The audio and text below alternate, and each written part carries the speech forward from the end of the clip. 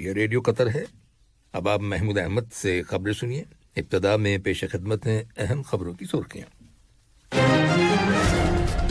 قطر نے اقوام متحدہ کے منشور اور اس کی تنظیم کے رول کو مضبوط بنانے کے سلسلے میں قائم کی گئی خصوصی کمیٹی کی کوششوں کی تعریف کی ہے۔ ویانا میں قطر اور وفاقی جمہوریہ آسٹریا کی خارجہ وزارتوں کے درمیان سیاسی مشاورت کا ایک اور دور منعقد ہوا ہے۔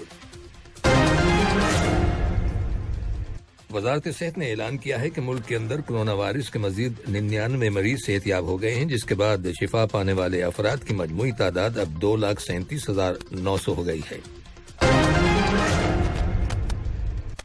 اور عراق کے حالیہ پارلیمانی الیکشنز کے نتائج کے خلاف عوامی مظاہروں نے دارالحکومت بغداد میں پرتشدد شکل اختیار کر لی ہے اور سوڈان میں فوجی بغاوت کے خلاف مظاہروں کا سلسلہ بدستور جاری ہے۔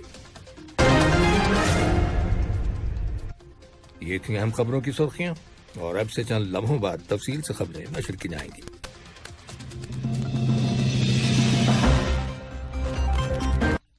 لیجیے اب آپ تفصیل سے خبریں سنیے۔ قطر نے اقوام متحدہ کے منشور اور اس کی تنظیم کے رول کو مضبوط بنانے کے سلسلے میں قائم کی گئی خصوصی کمیٹی کی کوششوں کی تعریف کی ہے اور اقوام متحدہ کے اصلاحاتی عمل کو سپورٹ کرنے والی تمام کوششوں کی حمایت کا اعلان کیا ہے۔ قطر نے اقوام متحدہ کی جنرل اسمبلی کی طرف سے منیلا اعلامیہ کے اپنانے کو خصوصی کمیٹی کی اہم کامیابیوں میں سے ایک کامیابی قرار دیا ہے اور ممالک کے درمیان تنازعات کے پرامن تصفیے پر ایک ہینڈ بک کی تیاری میں خصوصی کمیٹی کی کارکردگی کی تعریف کی ہے۔ یہ بات اقوام متحدہ میں قطر کے مستقل مشن کے سیکنڈ سیکرٹری علی بن احمد المنصوری کی جانب سے دیے گئے ایک بیان میں کہی گئی ہے۔ انہوں نے یہ بیان اقوام متحدہ کی 6ٹھی قانونی کمیٹی کے اجلاس میں تقریر کرتے ہوئے دیا۔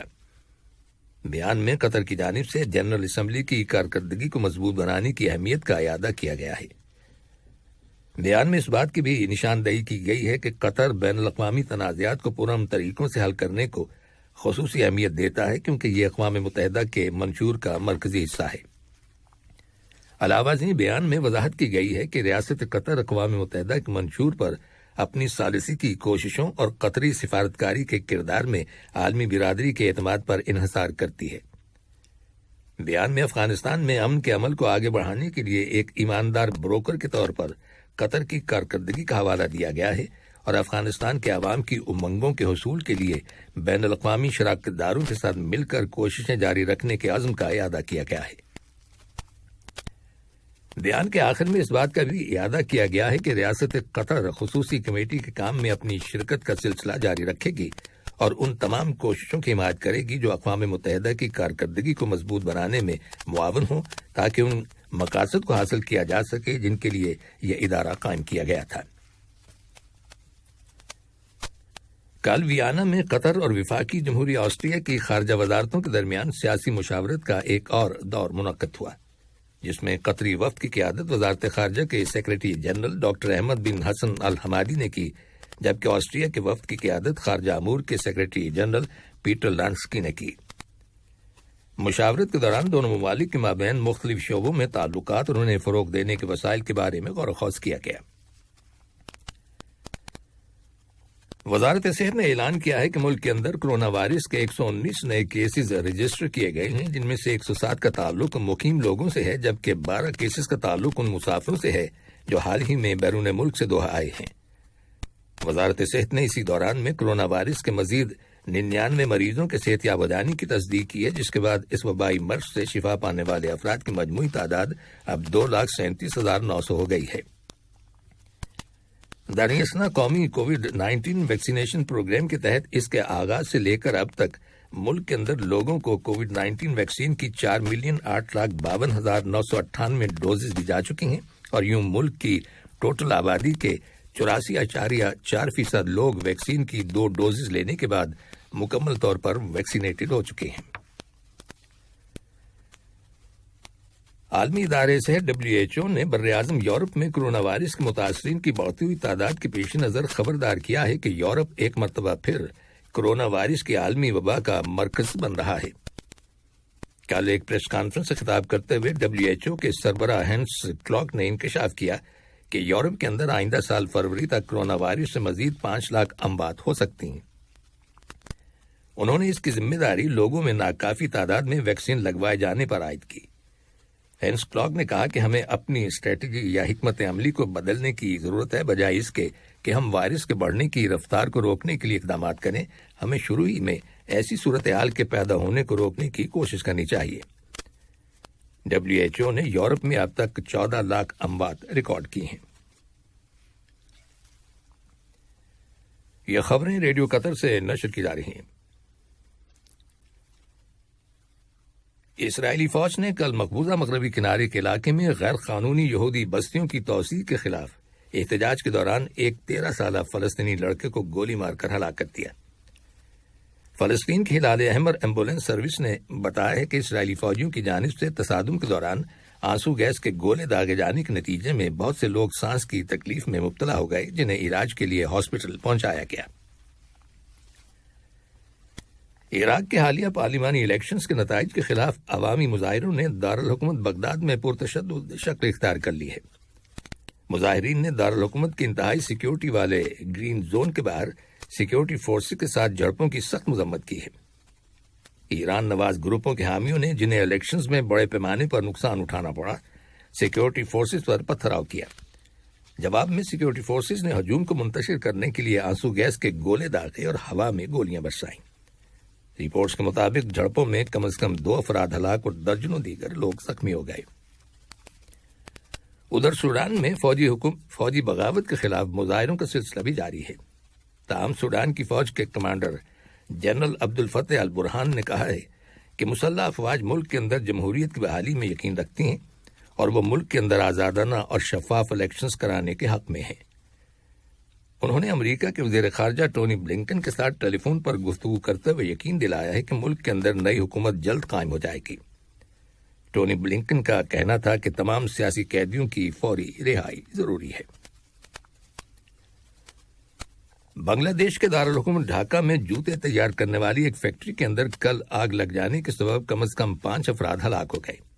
یہ فیکٹری ایک انتہائی گنجان آباد علاقے میں ہے، اس لیے فائر بریگیڈ کے عملے کو آگ بجھانے میں سخت دشواری کا سامنا کرنا پڑا۔ اور اب پیش خدمت ہیں کچھ خبریں کھیلوں کے بارے میں۔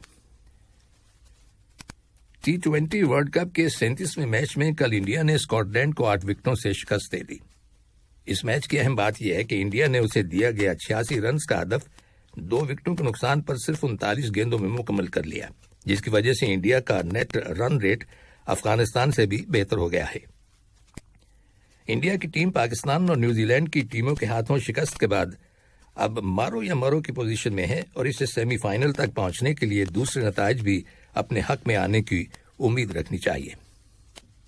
اور کل شارجہ میں ہونے والے T20 ورلڈ کپ کے پہلے میچ میں نیوزی لینڈ نے نمیبیا کو 52 رن سے شکست دے دی۔ کل اتوار کے روز نیوزی لینڈ اور افغانستان کی ٹیموں کے درمیان مقابلہ ہوگا اور بظاہر یہ میچ افغانستان، نیوزی لینڈ اور انڈیا کے لیے انتہائی اہم ہو گیا ہے۔ نیوزی لینڈ اگر یہ میچ جیت جائے تو اس کی سیمی فائنل تک رسائی یقینی ہو جائے گی، لیکن اگر افغانستان نے نیوزی لینڈ کو ہرا دیا تو پھر انڈیا اور افغانستان میں ایک ٹیم بہتر رن ریٹ پر سیمی فائنل کے لیے کوالیفائی کر جائے گی۔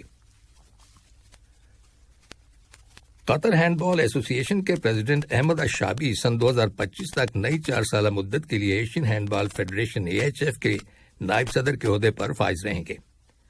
کل AHF کی 23ویں عام جنرل اسمبلی کا اجلاس منعقد ہوا، جس میں سن 2021-2025 کے لیے AHF کے بورڈ آف ڈائریکٹرز کا دوبارہ انتخاب عمل میں آیا۔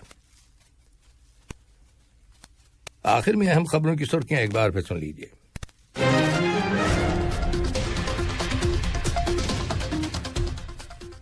قطر نے اقوام متحدہ کے منشور اور اس کی تنظیم کے رول کو مضبوط بنانے کے سلسلے میں قائم کی گئی خصوصی کمیٹی کی کوششوں کی تعریف کی ہے۔ ویانا میں قطر اور وفاقی جمہوریہ آسٹریا کی خارجہ وزارتوں کے درمیان سیاسی مشاورت کا ایک اور دور منعقد ہوا ہے۔ وزارت صحت نے اعلان کیا ہے کہ ملک کے اندر کرونا وائرس کے مزید 99 مریض صحتیاب ہو گئے ہیں، جس کے بعد شفا پانے والے افراد کی مجموعی تعداد اب 2,37,900 ہو گئی ہے۔ اور عراق کے حالیہ پارلیمانی الیکشنز کے نتائج کے خلاف عوامی مظاہروں نے دارالحکومت بغداد میں پرتشدد شکل اختیار کر لی ہے اور سوڈان میں فوجی بغاوت کے خلاف مظاہروں کا سلسلہ بدستور جاری ہے۔ ریڈیو قطر سے خبروں کا آج کا پہلا بلیٹن ختم ہوا۔ ہمارا دوسرا بلیٹن شام 7:30 بجے پیش۔ السلام علیکم دوستو، میں ہوں شیخ نور۔ آپ دیکھ رہے تھے قطر نیوز ٹوڈے۔ مجھے امید ہے کہ یہ ویڈیو آپ کو انفارمیٹک لگی ہوگی۔ اسی طرح کے ویڈیو پاتے رہنے کے لیے نور ٹائم 24/7 یوٹیوب چینل کو سبسکرائب کیجیے اور اس ویڈیو کو لائک، کمنٹ اور شیئر ضرور کیجیے۔ اگر آپ فیس بک پر دیکھ رہے ہیں تو شیخ نور پیج کو لائک کیجیے اور فالو کیجیے تاکہ میں جیسے ویڈیو اپلوڈ کروں آپ تک پہنچ جائے۔ شکریہ۔